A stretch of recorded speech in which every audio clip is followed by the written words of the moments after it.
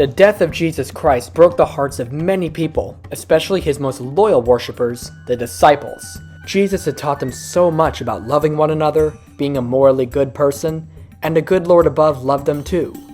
To honor all that Jesus had accomplished, his disciples spread out across the land to continue to spread the word of Jesus to as many as they could meet. One of these disciples was a man named Philip, a well-spoken individual who carried out the word of the Lord with deep care and passion. The Lord was very pleased with this, so one day God sent an angel down below to speak to Philip.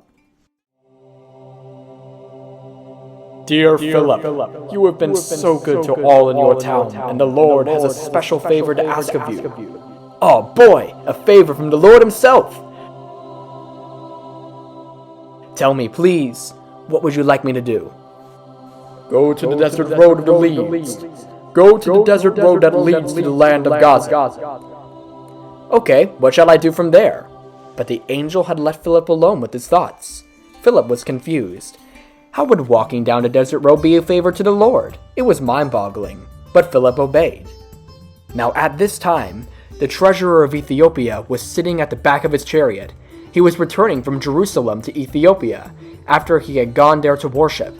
As Philip approached the city of Gaza, he could hear the wheels of the chariot cracking against the rocks and the mighty but timid voice of the king reading the book of Isaiah to himself.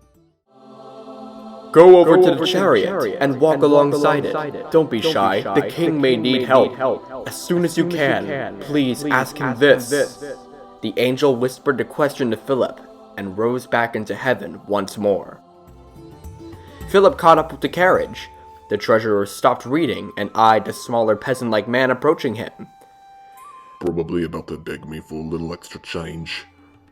Your Majesty, do you understand what you're reading? Well, how can I? Unless someone teaches me, man. Please, join me. How comfy. Now, what would you like to know?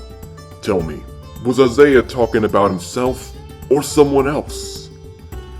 Beginning with the scripture, Philip taught the Ethiopian king the great news about Jesus. The king listened and learned from Philip, and suddenly, it all made sense to him.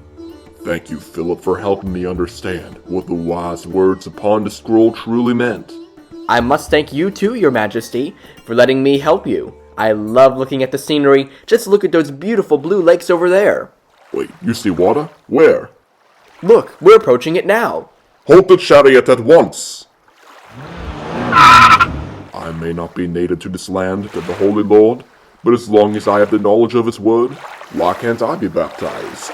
Philip led the king down to the lake, and he baptized the Ethiopian man. Never before had the king been offered so much by someone who had so little. When his head came out from the water, he wanted to bless Philip again, but he had vanished. The king was shocked. At first, he had no clue where Philip could have gone, but when he eyed the skies above and saw a fading light peeking through the gathering clouds, he knew who it was. The Lord had taken Philip away to another town, because the Ethiopian king didn't need his help anymore. He was enabled to understand the love of the Lord on his own, and now Philip was transported into another town to teach the people who needed him there. Hey man, want to know about Jesus? No! The king finished his voyage to his palace, and never again did he see Philip. But never would he forget the love he shared with his neighbor, and the influence he offered that would leave him rejoicing his whole life. Yippee!